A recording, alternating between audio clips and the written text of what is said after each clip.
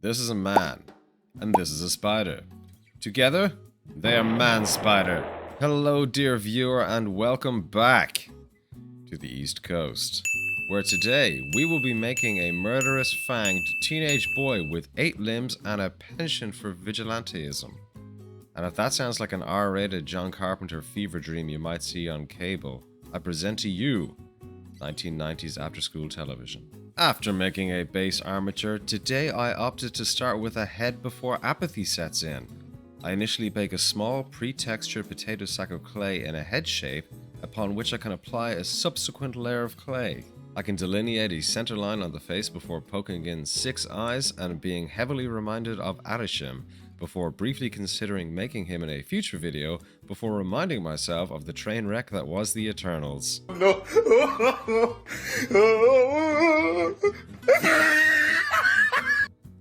I'll add 6 pre-baked eyes to the eye sockets and then 6 angry eyebrows and increase the forehead to a 5 head, because I want bro to remember what happened tomorrow.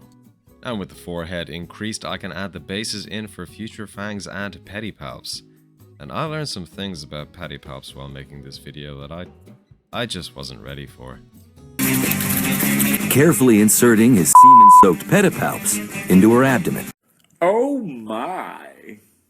Now, as the cartoon shows these as just fangs, we're going to ignore the pedipalp approach and go with the just fangs. And with all the fangy doodads in place, I'll make a bottom row of teeth, as Peter notably is lacking an upper row in man-spider form, as spiders are so utterly terrifying they literally drink their prey after externally digesting them.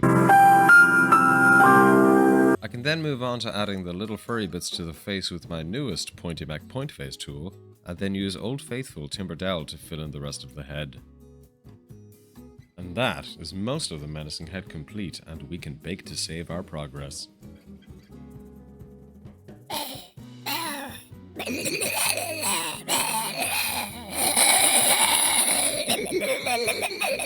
Finally, I'll add a pink inner mouth and those pre-made teeth from earlier, and we can move on to the body.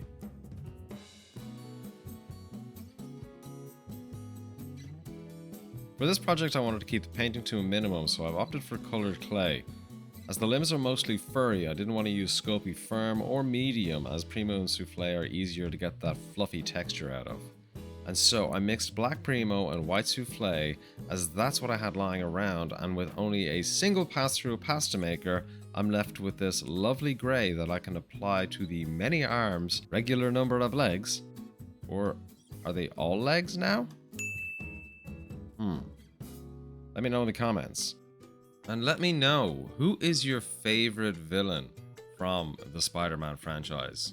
When I was a kid, mine was always Doc Connor as the Lizard, and I was so disappointed when I saw him in the Andrew Garfield movie, and he turned out to be this weird, flat-faced looking thingy. But then I found out that that was his original character design, so, you know, you can't really complain. You dare to fight the Lizard? You'll pay for that folly. But, like, imagine trying that kind of rebuttal in 2025. You'd have a group of Gen Zers taking selfies with you and recommending a good morning routine and atomic habits. But I digress. I have made the body out of Sculpting medium for a bit more control when modeling the torso, or the cephalothorax in this instance. I'll then wander blindly into unfamiliar territory where I have to consider the musculature of the other arms. Do they have a mini chest, more shoulders, or do they just grow out of the obliques? In any case, I went for additional pecs and additional armpits for arms and legs 3 and 4, with straight up shoulders only for 5 and 6. I'll give the connection points a quick smooth before using a scraping tool to impress in a line where I want the supersuit to end and the puberty to begin. I'll softly smooth over the abs and the back muscles, as I want them to show through the supersuit later. And finally, I'll use a medium silicone chisel tool to soften the line changes in the materials, and then I can move on to the fur again. And as before, any nice round cylindrical shape will do the job here. I like to oscillate between timber dowels and the caps off pens mostly, depending on the size I'm wanting to achieve.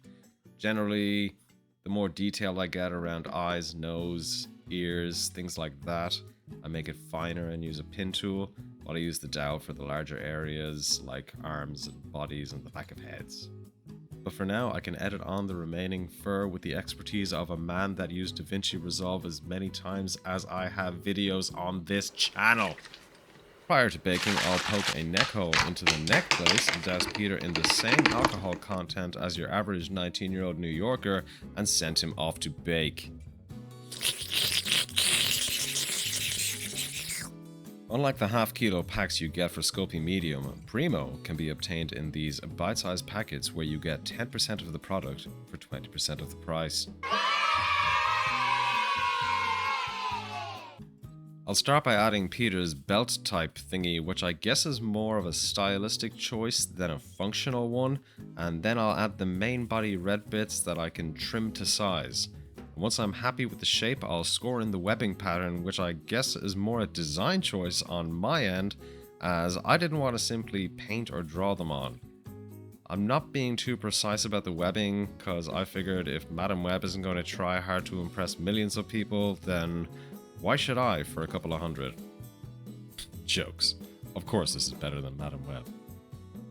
As our roided up man spider has busted through the suit, I'll tear off the edges with some tweezers before moving on to build up the legs.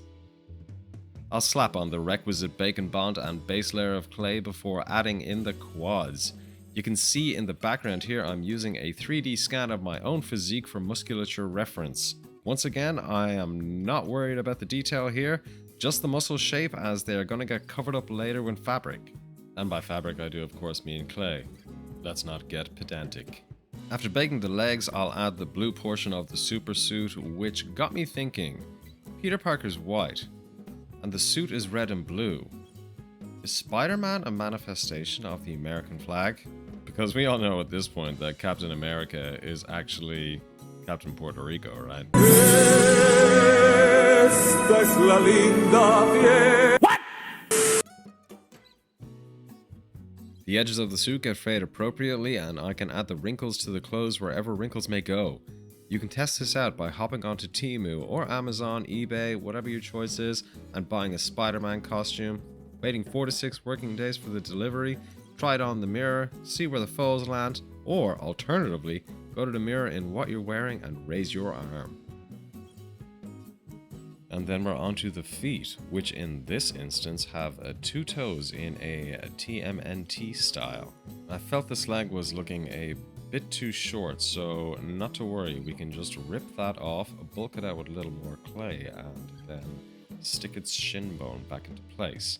I'll go back to the dowel to add a little fur to that texture as it will be later exposed, and we can move on to making some claws. I'll add the claws before moving on to the collar, and for said collar I will cut out a circle with a template and fray the edges. I'll then sketch in the web pattern, which leaves us with a very convincing red sewer cap. I'll place the collar on the shoulders and push the head into place and pinch the collar into a natural fabric position before baking once again. And I gotta be honest, all the time saved on not painting by using colored clay is rendered utterly worthless by the sheer quantity of times that this sculpt has been in the oven. With that said, we're not done yet. Peter needs his blue pants, which I'll wrap around his upper legs and press into the muscles I made earlier. I'll then move around to Peter's dump truck and provide the glutes obtained by treating New York skyline as your own personal stairmaster. And one thing I didn't think I'd be doing in my adult life was blending Man Spider's butt in such a way that is not overtly sexual, but in the year 2025, here we are. And mother, I'm sorry. Just kidding. My mom would love this stuff. Now that I'm happy with the lower body, I can trim down the 4 armature to make way for 6 hands. And that's right, 6 hands. Longtime viewers of the channel will know that that's about 6 more than I usually like to make. And to make sure they're approximately the same size, I'll roll out un sausage and cut 6 equal sizes using my mat to measure. I can then cut in a center line for the 2 fingers, poke in a couple of holes for future claws, and attach them to the arm. I can then add said claws before attaching the opposable thumbs that all arachnids are known for. As you're watching a virtually unknown YouTuber sculpt a monster hand, I'm sure your time is precious. So we can speedrun the other hands as they're made in the same way, except for the bottom right fist because, you know. And with that, Peter can go back in the oven for what I think is his second to last bake, and I can make the fabric for the forearms and the lower legs. Much like we performed earlier in the video, I'll score in a web pattern to the clay using a loop tool and carefully peel it from the mat. And full transparency, the first time I did this, I pressed it too hard and it stuck to the mat and it ripped to pieces. That said, I'm pretty happy with how it turned out in the end, and I can wrap, trim and tear to get the desired effect. I'll roll over the seam, perform the same to the remaining arm and leg, and then we can finally have our final bake and get onto the paint job. That's right, there is still a paint job.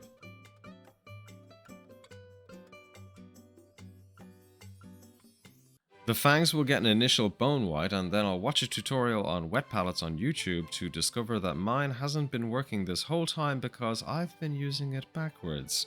Something to do with being dropped on my head as a child? For the next stage, I'll be applying washes to all the coloured clay as Primo and Souffle, once baked, become rather dull, just like the MCU Phase 4. And if, unlike the MCU Phase 4, you're actually getting anything out of this video and you want to see more like this, then click like, subscribe, and turn on those notifications. I'm currently trying to upload once a fortnight. This one's a little bit laid out because I've been dying with the flu for the past week. You may be able to hear it in my voice.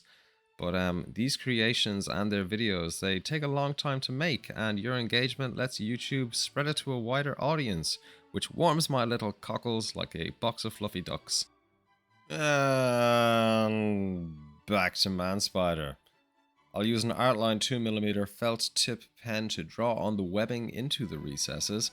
I'll then give the furry highlights a dry brush of grey-brown to make the raised edges really pop, and I'll also lightly dry brush all the red areas and the blue areas just to really make those raised edges pop.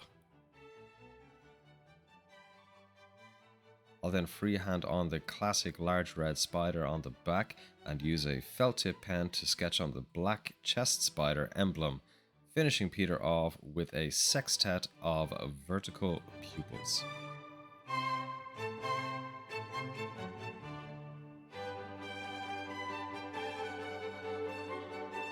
And that is our Mutant Peter complete, and we can speed run a base. We'll start with a sheet of XPS foam that I can impress Peter onto. I'll sketch on a random shape for the base, and then I can just hack away to my little heart's content before pummeling this future rock with a literal piece of Brome Street after some roadworks a few months back.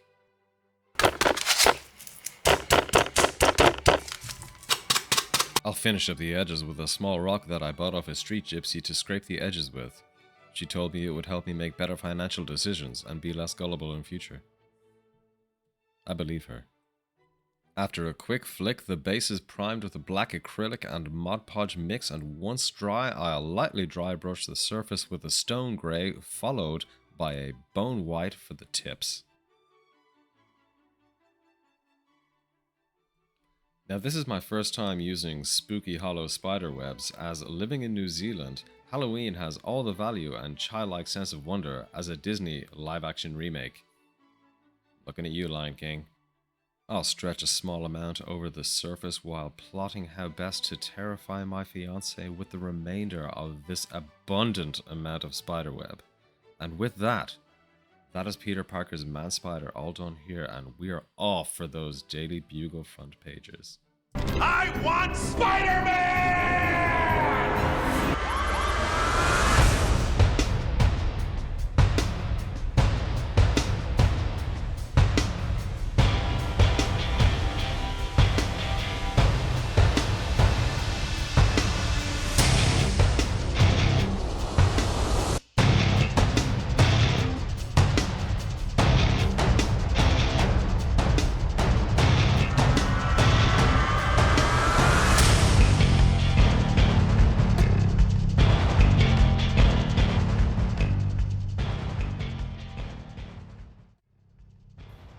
a big old thank you to everybody who stopped by for this one. Much as I did have fun making it, it's not exactly what I had in mind when I started it. I think I should have maybe gone with a more Hulk-like armature as opposed to just a regular human. The proportions are a little small and the head isn't exactly what I wanted, but you know, no failure, only learning. That aside, that is us all wrapped up for this week, so leave your comments down below, smash that like button, hit subscribe, and yeah, anything else that I forgot, go for it, and until next time, go make a mess.